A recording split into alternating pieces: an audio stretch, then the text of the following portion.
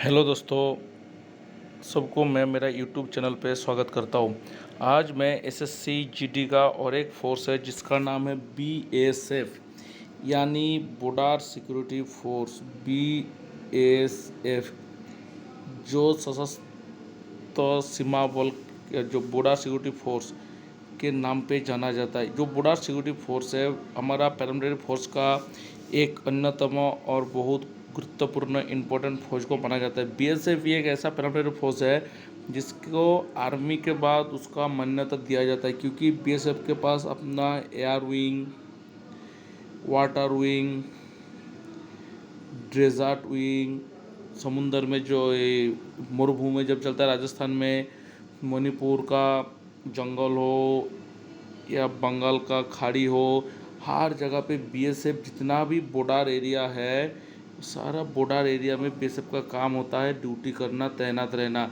यानी इंडिया का हर बॉर्डर को बीएसएफ एकदम तत्परता से ड्यूटी करके अपना भारत की सुरक्षा प्रदान करता है। बीएसएफ का मोटो है जीवन पर्यंत कर्तव्य, यानी ड्यूटी अनटू डेथ। तो आज बीएसएफ का बारे में हम जानकारी लेंगे। बीएसएफ का पेमेंट स्लिप क्या है, कितना पेमेंट मिलता है, क्या उसके बारे में जानकारी लेंगे। जैसे एक दिखा है यहाँ पर BSF border security force block CGO complex information technology wing pay slip salary statement for the month of December, जो दिसंबर 2023 का सैलरी स्लिप है उसका यहाँ पर दिया गया है। तो सबसे पहले सैलरी स्लिप में क्या देखने को हमें मिलता है, बीएसएफ का रेजिमेंट यानी कौन सा रेजिमेंट से जुड़ा हुआ, उसके बाद नाम, चाहे एक्स वाई जेड कुछ भी नाम हो, उस नाम को यहाँ पर दर्शाया जाता है। उसके बाद रैंक, जैसे यहाँ पर जिसका सिटी या राइफलमैन जो है कांस्टेबल रैंक का एक पे स्लिप यहाँ पर दर्शाया गया है। डेट ऑफ अपॉइंटमेंट, जिसका ये पे स्लिप है उसका डेट ऑफ अपॉइंटमेंट है 19/7/2013, यानी 2013 में बॉर्डर सिक्योरिटी फोर्स में ये पर्सन ने ज्वाइनिंग किया था। आज की डेट पे उसका 10 साल नौकरी हो चुका है, 11 साल चल कंप्लीट होने वाला है। तो प्रान नंबर, प्रान जो होता है पी पैन, जो पैन होता है अपना पैन नंबर होता है, अकाउंट नंबर, बैंक एड्रेस, प्रान, जो प्रान है परमानेंट रिटायरमेंट अकाउंट नंबर, जिसमें एनपीएस का कटौती होता है उसका नंबर भी दिया रहता है सभी का पे स्लिप में। उसके बाद date of retirement, DOR date of retirement, ये बंदे जो है इसका डेट ऑफ रिटायरमेंट होगा 31/12/2051, यानी 31/12/2051 में इसका डेट ऑफ रिटायरमेंट है। यूनिट अभी कहा है, सब यूनिट, पैन, ये सब बारे में इस पर जानकारी दिया गया है। तो आइए सबसे पहले अभी पेसिव का अपने जानते हैं। सबसे पहले पे बैंड जो है उसको दर्शाया गया। यहाँ पर जो पे बैंड है 3 लेवल का पे बैंड है, ग्रेड पे है नहीं। तो सीधा बात करते हैं बेसिक पे। जो बेसिक पे दिया गया 31,400 इसका बेसिक पे है, यानी 31,400 जो है इसका बेसिक पे यहाँ पर दर्शाया गया है। उसके बाद डीए, जो अभी फ़िलहाल डीए चल रहा है, उस डीए का हिसाब से उसका डीए 14,444 रुपये। अभी जनवरी में डीए बढ़ने के बाद इसका भी इंक्रीमेंट और ज़्यादा बढ़ोतरी हो जाएगा। तो ये डीए का हिसाब से इसको पे स्लिप को यहाँ पर इस प्रकार से बनाया हुआ है। उसके बाद जो पेमेंट है देखिए यहाँ पर DA arrears, bonus, prepaid, depot allowance, hair cut allowance, RMA, ये जो अलाउंस इसमें इस पर नहीं है, लेकिन इसमें आरएमए दिया गया है। आरएमए यानी रेशन मनी। एक्चुअली क्या होता है, आर्मी, एयरफोर्स, नेवी ये वगैरह में आपको रेशन फ्री रहता है।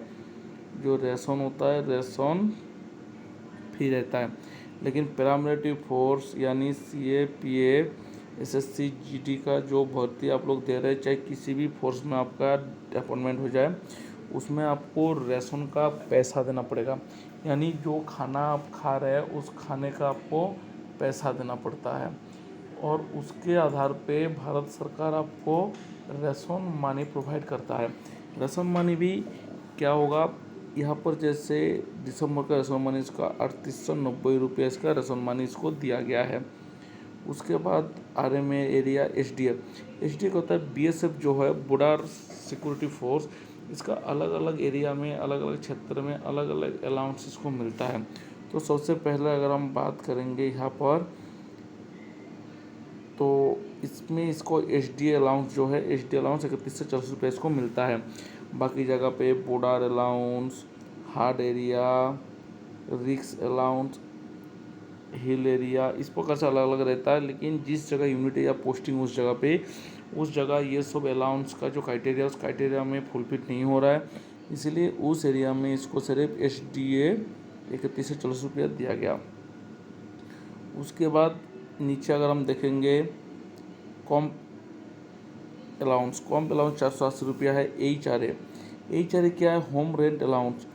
जो मेंबर ऑफ द फोर्स का कोई बंदा अगर घर में रहता है, उसका फैमिली रहता है, तो उसका जिस एरिया में उसका फैमिली रहता है और वो बंदा अगर बैचलर लाइफ वहाँ पर जी रहा है, कोई परिवार सरकारी आवास का फ़ायदा नहीं उठा रहा है, तो उस सिचुएशन में उस मेंबर ऑफ द फोर्स को HRA यानी होम रेंट अलाउंस दिया जाता है।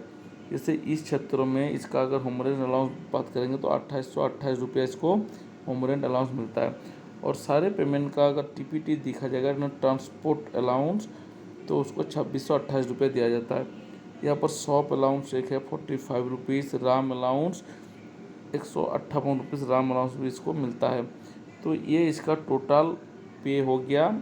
एक 2013 में भर्ती होने वाला BSF जवान की जो नॉर्मल मिलने वाला पेमेंट, तो उसमें सबसे पहले क्या है, ऐसा मतलब बेसिक पे 31,400, DA 14,444।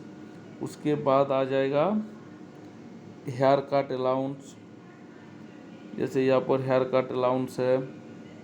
और क्या कहेगा, हेयर कट अलाउंस 45 रुपीज़ है ना, जैसे आपको दिखाई दे रहा है।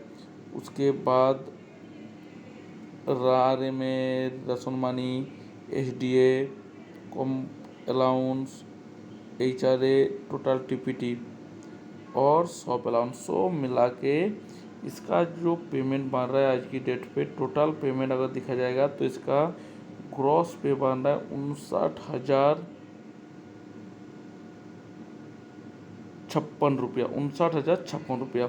अभी इसमें क्या होता है, डिडक्शन होता है। अभी डिडक्शन क्या चीज़ है, सरकारी फंड का कुछ पैसा काटा जाता है। जैसे प्राइवेट डिडक्शन एक होता है, एक सरकारी डिडक्शन होता है। तो सरकारी डिडक्शन आई टैक्स क्या है, जिस क्षेत्र में हम जॉब कर रहे हैं या ड्यूटी कर रहे हैं, उस क्षेत्र में अगर सरकार चाहे तो हमसे आई टैक्स या इनकम टैक्स ले सकता है। तो जिस एरिया में अभी ड्यूटी है उसमें कोई इनकम टैक्स नहीं है, तो आई टैक्स इसका 0 है। GPF तो है नहीं, न्याय पेंशन स्कीम का सिस्टम है। CGHS नहीं है, HRA नहीं है। CGGIS central government emergency health scheme, जो उसमें 30 रुपया करके हर मंथ सभी को करता है, all member of the force का। PLI 2 इसमें नहीं है। उसके बाद देखिए जैसे GPF एरिया भी इसमें नहीं है, इंस्टॉलमेंट कुछ नहीं है। सीधा है CPF अमाउंट, यानी जो टायर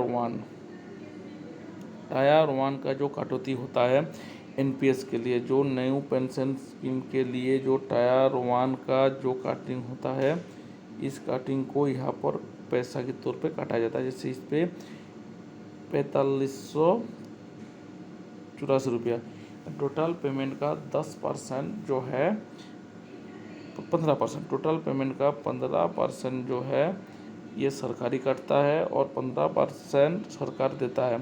यानी अगर इस हिसाब से एवरेज किया जाएगा तो 4584